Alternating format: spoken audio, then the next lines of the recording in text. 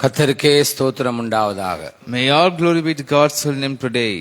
2024 April மாதம் 28ஆம் தேதி ஞாயிறு காலை பொழுது. The year of 2024, the month of April, 24th day. This is the Sunday morning. 28ஆம் தேதி 28th day. கர்த்தருக்கே ஸ்தோத்திரம். May all praises be to God. இயேசுவின் நாமத்தினால் In the name of our Jesus Christ, புதுப்பிக்கப்பட்ட இருதய குணத்தை காண்பிக்க கிருபை தாரும். may God give us grace that we can show the character of a renewed heart. Amen. Amen. என்னுடைய பிரசங்க தலைப்பானது The topic of our message today is புதுப்பிக்கப்பட்ட இருதய குணம். the character of a renewed heart.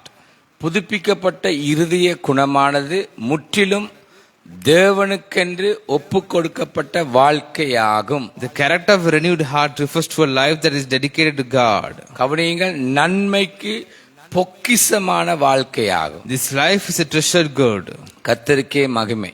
All glories to God. முதலாவது குறிப்பு, As my first point, கடவுளில் சந்தோஷமுள்ள வாழ்க்கையாகும். it is a life that finds happiness in God. 1 Samuel 2:1. The book of 1 Samuel chapter 2 verse 1. அப்பொழுது அன்னாள் ஜெபம் பண்ணி, என் இருதயம் கர்த்தருக்குள் களி கூறுகிறது, என் கொம்பு கர்த்தருக்குள் உயர்ந்திருக்கிறது, என் பகைஞர் மேல் என் வாய் திறந்திருக்கிறது, உம்முடைய இரட்சிப்பினாலே சந்தோஷப்படுகிறேன். Then Hannah prayed and said, my heart rejoices in the Lord my horn is lifted high, my mouth boasts over my enemies, for I delight in your deliverance.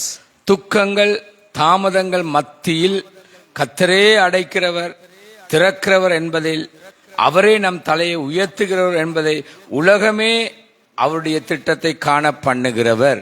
Among delays, we need to realize that it is God who closes and opens. It is God who shows the world that He is the one who raises our head.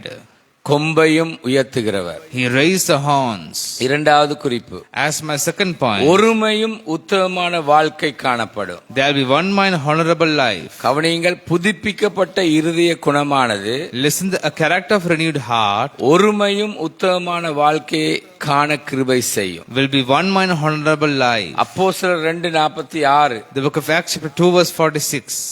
அவர்கள் ஒருமனப்பட்டவர்களாய் தேவாலயத்திலே அனுதினமும் தரித்திருந்து வீடுகள் தோறும் அப்பம் பிட்டு மகிழ்ச்சியோடும் கபடமில்லாத இருதயத்தோடும் போஜனம் பண்ணி.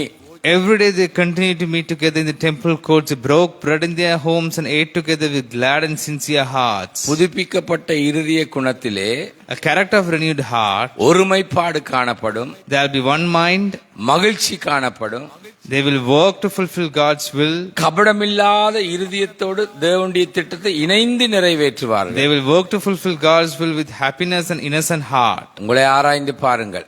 Let us meditate ourselves. மூன்றாவது குறிப்பு, As my third point, தியானமுள்ள வாழ்க்கையாகும். it is a life of meditation. சங்கீதம் 4:4. The book of Psalms chapter 4 verse 4. நீங்கள் கோபம் கொண்டாலும் பாவம் செய்யாதிருங்கள், உங்கள் படுக்கையிலே உங்கள் இருதயத்தில் பேசிக்கொண்டு அமர்ந்திருங்கள். Tremble and do not sin when you are on your bed. Search your hearts and be silent. சங்கீதம் 77:6. The book of Psalms chapter 77 verse 6. ராக்காலத்தில் என் சங்கீதத்தை நான் நினைத்து என் ஆவி இருதயத்தோடு சம்பாஷித்துக் கொள்கிறது, என் ஆவி ஆராய்ச்சி செய்தது.